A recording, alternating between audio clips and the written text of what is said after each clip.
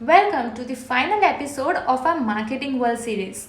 I am Shreya with my podcast partner Sakshi. Hello Shreya and our viewers. साक्षी, मैं क्या सोच रही थी कि जैसे कि ये हमारा लास्ट एपिसोड है, why not take a moment and recap what we discussed in previous episodes? हाँ, why not? आइडिया बढ़िया है. हमारा थॉट प्रोसेस इस सीरीज को स्टार्ट करने का यही था कि जिस मार्केटिंग स्ट्रेटेजी की आजकल पॉपुलैरिटी बढ़ रही है उसकी ब्रीफ इंफॉर्मेशन हम व्यूअर्स तक पहुंचाए.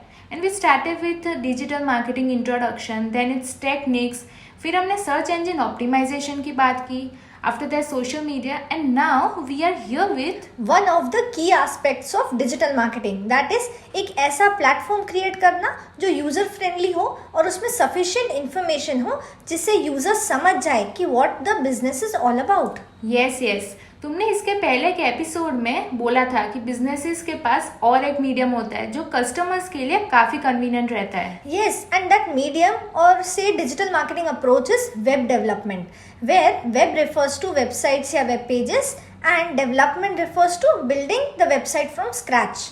Okay, so website development is what we are going to talk about.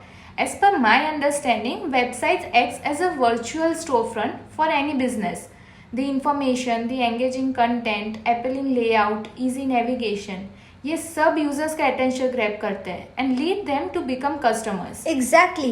Every visitor should be able to find the information they are looking for and उन्हें एक positive browsing experience मिले. Businesses must ensure everything is engaging.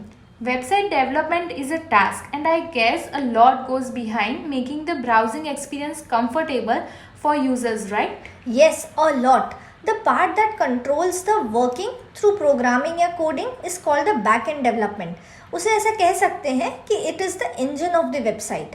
The speed, the easy clicking, redirecting to another page, debugging, quality, testing, ये सारे technicalities जो है वो back-end procedure में include होते हैं. ऑल्सो वेबसाइट के पेज पे बहुत सारी चीज़ें देखने को मिलती है, जैसे कि soothing colours, eye catching graphics, attractive background, font, जिससे कस्टमर्स की क्यूरियोसिटी बढ़ती है एंड वेबसाइट के सारे पेजेस को गो थ्रू करते हैं. हाँ, to decide how the website should look is all done by the front end developers.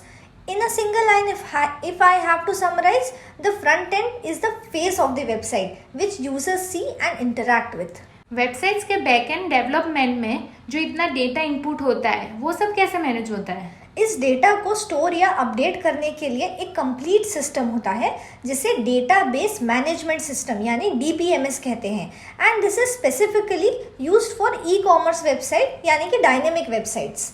Okay, so I think कि ये काफ़ी बेनिफिशियल रहता होगा डेवलपर्स के लिए, because privacy, authentication, accuracy, backup सब में हेल्प करता है. यस, ये सिस्टम इजीली डेटा रिस्टोर कर सकता है इन केस कि एक्सीडेंटली कुछ डिलीट हो जाए, सिस्टम एरर हो या फिर डेटा करप्ट हो जाए. So in all, it's about creating a digital experience that captures the essence of a brand.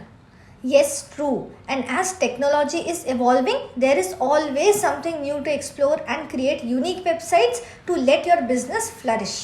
So, with that fruitful discussion, we have come to an end of the podcast series. Thank you all for joining us in all the episodes. I am so grateful to be a part of this series. Thanks for having me, Shreya. And मुझे लगता है कि हमने audience तक काफ़ी information भेज दी है जो उनके लिए बेनिफिशियल रहेगी. Yes, Sakshi. So guys, technology